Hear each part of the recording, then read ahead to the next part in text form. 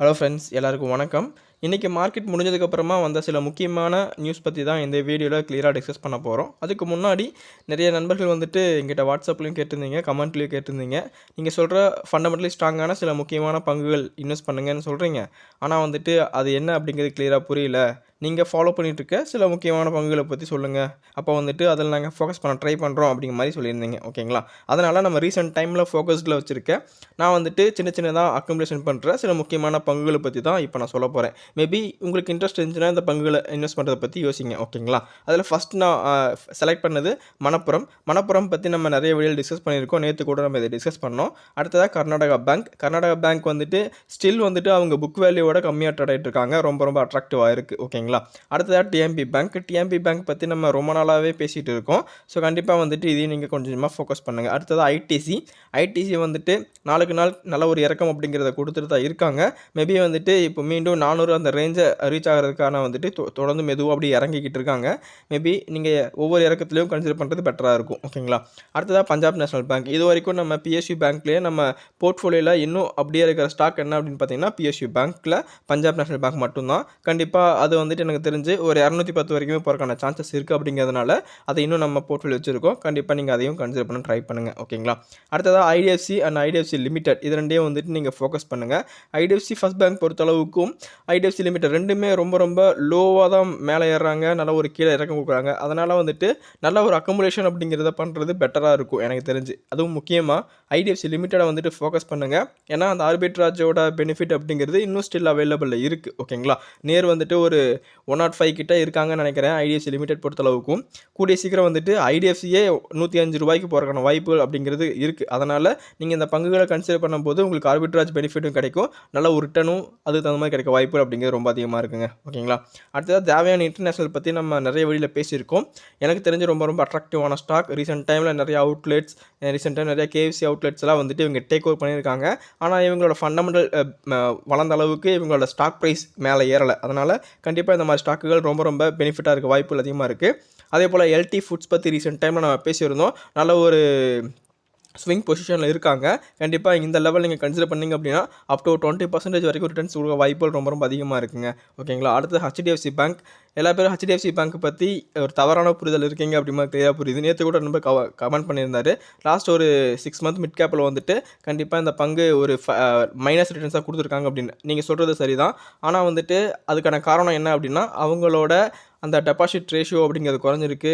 முக்கியமான மார்ஜின்ஸ்லாம் அப்படியே குறைஞ்சிருக்கு. அதனால் அந்த ஒரு ஷேர் கரெக்ஷன் அப்படிங்கிறது ஏற்பட்டிருக்கு. ஆனால் நெக்ஸ்ட் குவார்ட்டர்லேயும் இது கண்டினியூ ஆகும் அப்படிங்கிற மாதிரி தான் சில பேர் சொல்லிட்டு இருக்காங்க. இதெல்லாம் அப்பார்ட் இந்த மாதிரி பங்குகள் ரொம்ப எஃபெக்டிவாக மேலே ஏறுவாங்க. கண்டிப்பாக நல்ல ஒரு ரிட்டர்ன்ஸ் ஃபியூச்சரில் கொடுக்க வாய்ப்புகள் இருக்குது. இந்த மாதிரி ஜெயின் கம்பெனிஸ் பர்ஃபார்மன்ஸ் பண்ண ஆரம்பித்தாங்க அப்படின்னா கண்டிப்பாக நம்ம போர்ட்ஃபோலியோ ரொம்ப க்ரீனஸாக மாற வாய்ப்புகள் இருக்குது. அதனால் நீங்கள் ஹெச்டிஎஃப்சி பேங்க்கையும் கண்டிப்பாக 1-2 பங்குகளை மந்த்லி நீங்கள் கன்சிடர் பண்ண ஸ்டார்ட் பண்ணுங்கள். சரிங்களா? அடுத்ததாக கல்யாண் ஜுவல்லர்ஸ் பற்றி கண்டிப்பாக பேசி ஆகணும். கரண்ட்டாக 370 ரூபா அந்த ரேஞ்சில் இருக்காங்கன்னு நினைக்கிறேன். இந்த லெவலில் பை பண்ண வேண்டாம். திரும்ப ஒரு 340, 335 அந்த ரேஞ்சில் நீங்கள் ஃபோக்கஸ் பண்ணிங்கன்னா நல்ல ஒரு பிக்காக இருக்க வாய்ப்புகள் ரொம்ப அதிகமாக இருக்குங்க. கண்டிப்பாக இது உங்கள் ரேடாரில் வச்சுக்கோங்க. ஒவ்வொரு டிப் கிடைக்கும் போதும் பை பண்ணுங்கள். ஏன்னா அந்த லெவல் தான் ஸ்விங் லோவாக இப்போதைக்கு மெயின்டைன் ஆகிட்டு இருக்குது. கண்டிப்பாக நல்ல ஒரு பிரேக் அவுட் அப்படிங்கிற கொடுக்குற சுச்சுவேஷன் இருக்காங்க. அதே போல் கோல்டு ப்ரைஸ் நல்ல ஒரு இம்ப்ரூவ்மெண்ட்டும் ஆயிருக்கு. அதுக்கு தகுந்த மாதிரி கண்டிப்பாக ஷேர் ப்ரைஸும் கரெக்டாக வாய்ப்புகள் ரொம்ப அதிகமாக இருக்குங்க. ஓகேங்களா? அதே போல் அடுத்ததாக தங்கமயில ஃபோக்கஸ் பண்ணுங்கள். தங்கமயில் பொறுத்தளவுக்கும் கிட்டத்தட்ட ஒரு 30% மேலே போகிறதுக்கான வாய்ப்புகள் அப்படிங்கிறது ரொம்ப அதிகமாக இருக்குங்க. அதனால் கண்டிப்பாக நீங்கள் தங்கமயில ஃபோக்கஸ் பண்ணுங்கள். இப்போ நல்ல ஒரு ஸ்விங் லோவில் தான் இருக்காங்க எனக்கு தெரிஞ்ச பங்கு. ரீசெண்ட் டைமில் நல்ல ஒரு இறக்கம் அப்படிங்கிறது இங்கே கொடுத்துருக்காங்க. ஸோ கோல்டு ப்ரைஸ் நல்ல ஒரு இம்ப்ரூவ்மெண்ட் ஆகிட்டு இருக்கனால கண்டிப்பாக இந்த பங்குலையும் நல்ல ஒரு வளர்ச்சியை பார்க்க வாய்ப்புகள் அதிகமாக இருக்குங்க. ஓகேங்களா? அடுத்ததாக ஆம்பர் குரூப் பற்றி ஒரு முக்கியமான தகவல் கிடச்சிருக்குங்க. அவங்க ரோசோஜெட் அப்படிங்கிற கம்பெனி கூட ஒரு டைப்பில் வராங்க, ஜாயின் வெஞ்சரில் வர்றாங்க. இந்த ஜாயின் வெஞ்சர் மூலமாக அவங்க ஒரு வாஷிங் மிஷின் மேனுஃபேக்சரிங் பிஸ்னஸ்க்குள்ளே என்டர் ஆகிறாங்க.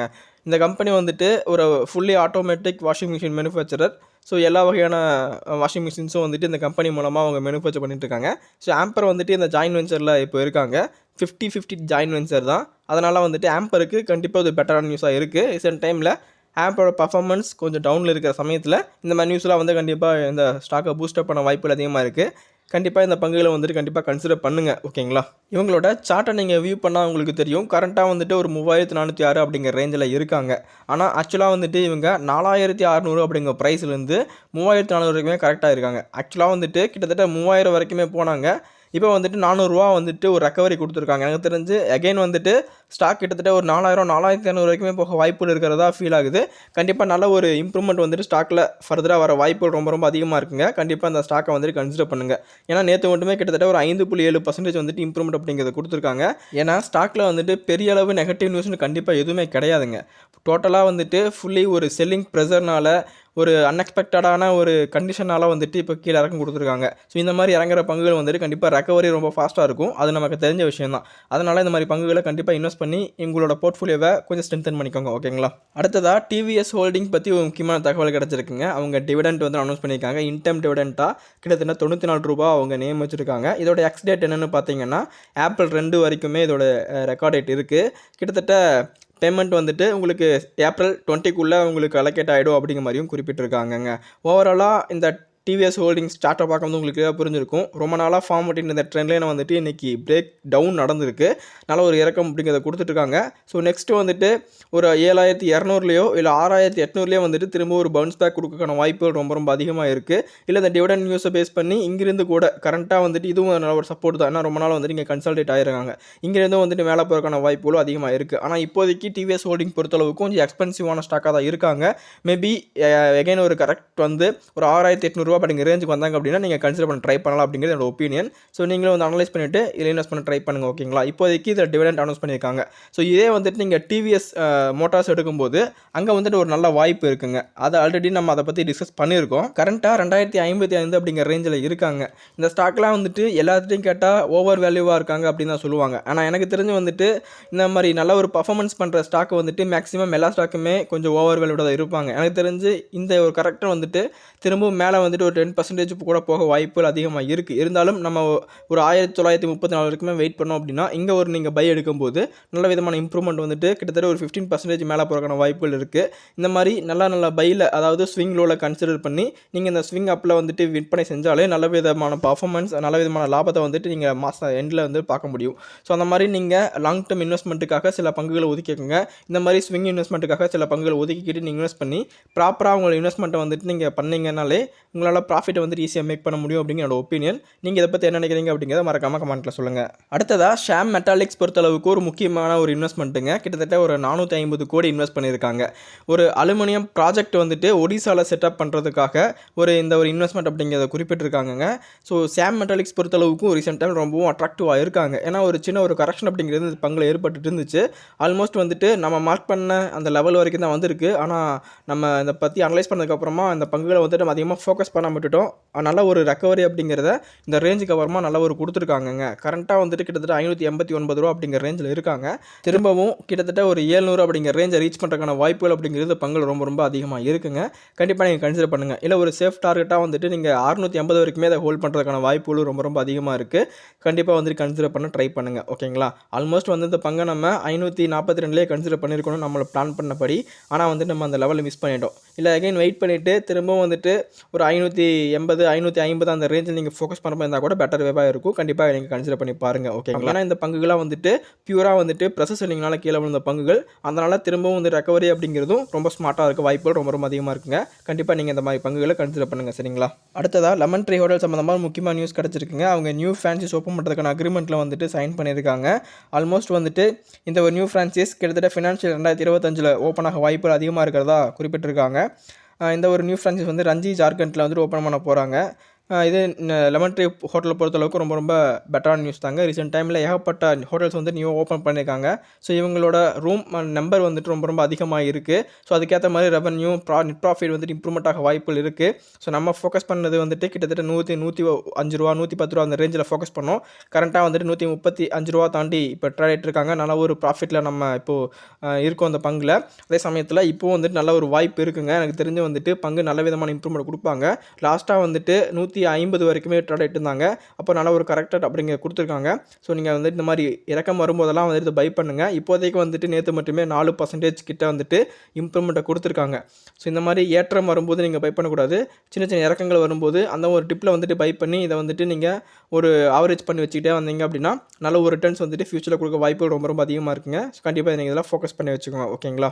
அடுத்ததா ஐஆர்இடிய பொறுத்தளவுக்கும் ஒரு பெட்டரான நியூஸ் கிடைச்சிருக்குங்க. பாரோயிங்ஸ் ரிலேட்டடா வந்துட்டு ஒரு போர்ட் மீட்டிங் அனௌன்ஸ் பண்ண போறாங்க. மார்ச் 28 அன்னைக்கு இந்த போர்ட் மீட்டிங் நடக்கக்கான அப்டேட் இருக்கு. ஸோ மார்ச் 28 அன்னைக்கு வந்துட்டு ஐஆர்இடி சம்மந்தப்பட்ட ஒரு முக்கியமான அப்டேட் வரப்போகுது. அதில் வந்துட்டு அவங்க அந்த பாரோயிங் ப்ரோக்ராமுக்கான ஃபண்ட் ரைசிங் அப்படிங்கிறத பற்றி பேச்சுவார்த்தை நடத்த போகிறாங்க. இது வந்துட்டு பாண்ட்ஸ் வழியாவா, இல்லை டேர்ம் லோன்ஸ் வழியாவா, கமர்ஷியல் பேப்பர்ஸ் வழியாவா, டொமஸ்டிக் அண்ட் இன்டர்நேஷனல் மார்க்கெட்லையா அப்படிங்கிறத பற்றி ஒரு ஃபுல் டீட்டெயில் வந்துட்டு மார்ச் 28 அன்னைக்கு நமக்கு கிடைக்க வாய்ப்புகள் அப்படிங்கிறது ரொம்ப ரொம்ப அதிகமாக இருக்குது. ரீசெண்ட் டைமில் வந்துட்டு நீங்கள் ஐஆர்டிஎஸ் ஸ்டாக் எடுத்து பார்க்கும்போது நல்ல ஒரு இறக்கம் அப்படிங்கிறத கொடுத்துருக்காங்க. கரண்ட்டாக வந்துட்டு 121 அப்படிங்கிற லெவலை டச் பண்ணிவிட்டு இப்போ ஒரு பவுன்ஸ் பேக் அப்படிங்கிறதையும் கொடுத்துட்ருக்காங்க.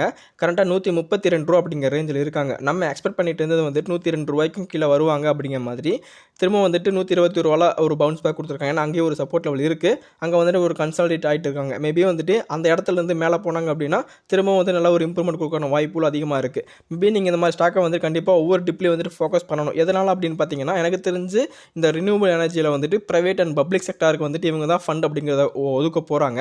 ஸோ ஒரு மோனோபோலி அப்படின்னே சொல்லலாம் இந்த ஒரு செக்மெண்ட் பொறுத்தளவுக்கும். கண்டிப்பாக ஃபியூச்சரில் இவங்களோட பர்ஃபார்மன்ஸ் இன்னும் பிரைட்டாக இருக்க வாய்ப்புகள் ரொம்ப ரொம்ப அதிகமாக இருக்குங்க. அதனால் இந்த மாதிரி பங்குகளை வந்து கண்டிப்பாக நீங்கள் ஃபோக்கஸ் பண்ணுறது மூலமாக நல்ல விதமான வெல்த்தை நீங்கள் கிரியேட் பண்ண முடியும். ஏன்னா நம்ம இந்த பங்கு வந்துட்டு ₹91 அப்படிங்கிறதெல்லாம் ஃபோக்கஸ் பண்ணோம். ஏன்னா அது நம்ம ஐபிஓலேயே ட்ரை பண்ணோம். ஐபிஓவில் கிடைக்காதனால ரொம்ப வருத்தத்துக்கு நம்ம உள்ளானோம். அதுக்கப்புறம் வந்துட்டு ₹92 வந்துட்டு நம்ம கன்சிடர் பண்ணி இப்போ வரைக்கும் நல்ல ஒரு ப்ராஃபிட்டில் இருக்கும். ஏன்னா நம்ம அந்த ₹200 அப்படிங்கிற ரேஞ்சில் வந்துட்டு ஒரு சின்ன ப்ராஃபிட் புக்கிங் அப்படிங்கிறத பண்ணணும். ஏன்னா இன்வெஸ்ட்மெண்ட் அமௌண்ட் மட்டும் வெளியே எடுத்தோம். ப்ராஃபிட்டை மட்டும் உள்ளே வச்சு இப்போ ரன் ஆகிட்டு இருக்கு. திரும்ப வந்துட்டு ₹102 அப்படிங்கிற ரேஞ்ச் வந்தாங்க அப்படின்னா இதில் இன்வெஸ்ட் பண்ணலாம் அப்படின்னு வெயிட் பண்ணிட்டு இருந்தோம். ஆனால் அந்த லெவலுக்கு இன்னும் வரல. அவங்க வர்றதுக்கான வாய்ப்போடு இருக்குது. ஆனால் இப்போதைக்கு வந்துட்டு அதுக்கான அறிகுறி தெரியல. ஏன்னா இப்போ நல்ல ஒரு ரெக்கவரி அப்படிங்கிறதான் கொடுத்துட்டு இருக்காங்க. மேபி ஏதாச்சும் ஒரு பேட் நியூஸ் வரும் சமயத்தில் வந்துட்டு கீழே வர வாய்ப்புகள் இருக்குது. மற்றபடி இவங்க ₹102 வர வாய்ப்பு அப்படிங்கிற ரொம்ப ரொம்ப குறைவு. அதனால் திரும்பவும் வந்துட்டு அவங்க மேலே நல்ல லெவலுக்கு போயிட்டாங்க அப்படின்னா மேலே நம்ம நல்ல ஒரு ப்ராஃபிட் புக்கிங் பண்ணதுக்கு அர்த்தமே இல்லாமல் போயிடும். ஏன்னா நம்ம திரும்பவும் என்ட்ரி கொடுக்கலாம் அப்படின்னு தான் வந்துட்டு அந்த ₹200 அப்படிங்கிற ரேஞ்சில் நம்ம நம்மளோட இன்வெஸ்ட்மெண்ட் மட்டும் வெளியே எடுத்துகிட்டு வந்தோம். அதனால் வந்துட்டு இந்த லெவலை கன்சிடர் பண்ணுறது எனக்கு தெரிஞ்சு பெட்டர் வேவாக இருக்கும் அப்படிங்கிற ஒப்பீனியன். நீங்கள் நினைக்கிறீங்க அப்படிங்கிறத மறக்காமல் கமெண்ட்டில் சொல்லுங்கள். சரிங்களா? ஓகே ஃப்ரெண்ட்ஸ், இன்றைக்கி உங்கள்கிட்ட டிஸ்கஸ் பண்ண நினச்சா எல்லா நியூஸையும் கிளியராக எக்ஸ்பிளைன் பண்ணிட்டு நம்புறேன். இந்த வீடியோ உங்களோட போர்ட்ஃபோலியோ இம்ப்ரூவ்மெண்ட் பண்ணுறதுக்கு ஹெல்ப்ஃபுல்லாக இருக்கும் நம்பிக்கை எனக்கு இருக்குது. இந்த வீடியோ உங்களுக்கு பிடிச்சிருந்தா மறக்காமல் லைக் பண்ணிக்கோங்க. இன்னொரு இன்ட்ரெஸ்டிங்கான வீடியோ மீட் பண்ணலாம். தேங்க்ஸ் ஃபார் வாட்சிங் ஃப்ரெண்ட்ஸ்.